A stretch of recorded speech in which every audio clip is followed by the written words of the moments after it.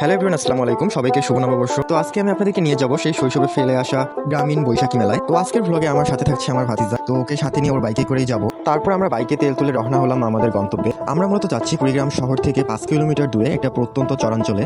শহরের ভিতরে সাধারণত যে মেলাগুলো হয় সেগুলোতে আসলে সেই নস্টালজিক ভাইবটা থাকে না, তাই মূলত আমরা এই দুর্গম পথ পাড়ি দিয়ে যাচ্ছি সেই চরে। সেখানে যাওয়ার 5 কিলোমিটার রাস্তায় ছিল কাঁচা, তবে চারিদিকের সবুজের সমারোহ এত যে মনকে মুগ্ধ করছিল তা বলার বাহিরে। তারপর অনেক চড়াই উতরাই পেরিয়ে সবুজের বুক চিরে চলে আসলাম এই বৈশাখী মেলায়।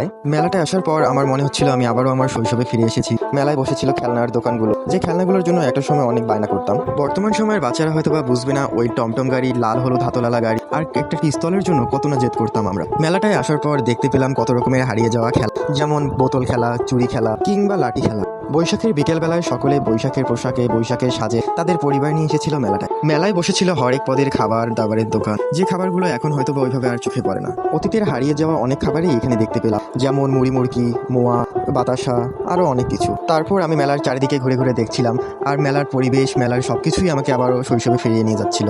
এই মেলাটা এসে আমার দেখা হয়ে গেল গ্রামে বাংলার সংস্কৃতির সাথে ওতপ্রোতভাবে জড়িত লাঠি খেলা, যা কখনো আগে আমি দেখিনি। পুরো মেলাটা ঘুরে আমার এমন এমন কিছু জিনিস দেখার সৌভাগ্য হলো যা আগে কখনো দেখা হয়নি, আর ভবিষ্যতে হয়তো নাও হতে পারে, কারণ এসব বর্তমানে বিলুপ্তের পথে। আলহামদুলিল্লাহ যে আবারও আমি দেখতে পেলাম বাংলা সংস্কৃতির সেই গ্রামীণ বৈশাখী মেলা। তারপর একটা গ্রামীণ সুন্দর বিকেল কাটিয়ে আমি ফিরে আসলাম আমার বাসায়, আলহামদুলিল্লাহ।